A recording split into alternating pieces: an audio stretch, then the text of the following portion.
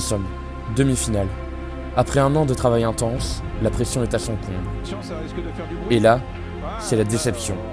Notre étage casse, et en une fraction de seconde, l'espoir de finir premier s'envole. Mais avant d'en arriver là, revenons au tout début. Moi, c'est Hugo, et avec Florine, notre élève qui a toujours un petit creux, et Romain, notre mécano qui perce tout, ainsi que Quentin, le passionné de SolidWorks, et enfin Louis, le roi incontesté du scotch, on nous a lancé un défi, construire en moins d'1 an un robot autonome capable d'empiler des canettes et des planches, et même de fabriquer 4 petits robots autonomes. Heureusement, on n'était pas seul dans cette aventure. Derrière nous, une armée d'assistants et de profs toujours prêts à nous aider. On a commencé par imaginer les mécanismes, comment attraper les canettes, les soulever, séparer les planches proprement. Mais on a aussi pris le temps pour se découvrir, pour devenir une vraie équipe. Parce que oui, un robot ça se construit ensemble, mais une équipe soudée, ça change tout. Puis place au concret, impression 3D, perçage, découpe, soudure de nos propres PCB venus de chez Eurocircuit, assemblage de pièces en tout genre. Petit à petit, notre maquette bancale en carton et spaghetti s'est transformée en un robot bien réel. Il ne restait plus qu'à faire rouler le robot, mais avant ça, on devait prototyper nos petits corgis, que l'on appelle les PAMI, des petits robots autonomes, mignons peut-être, mais surtout super malins. Une fois nos PAMI prêts, et le robot enfin capable de rouler tout seul, il était temps de passer à l'action.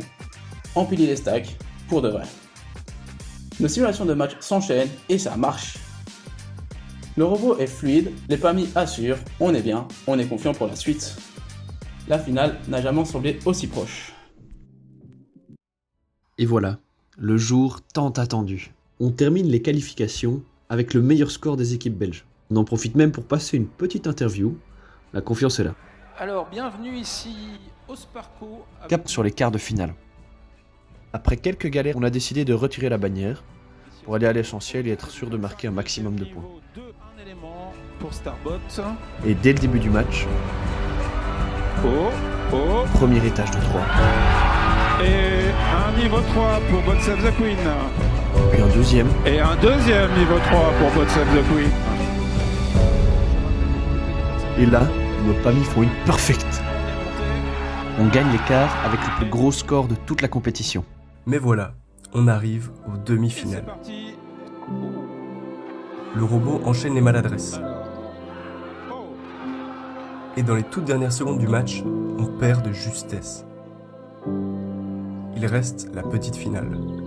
Et si on termine 3e, on pourra quand même aller aux européennes. Cette fois, le match se joue contre nos camarades de l'UC Louvain.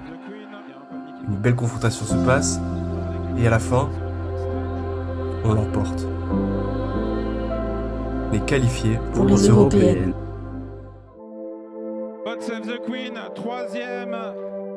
Bref, on a fait un robot, et on a d'être là.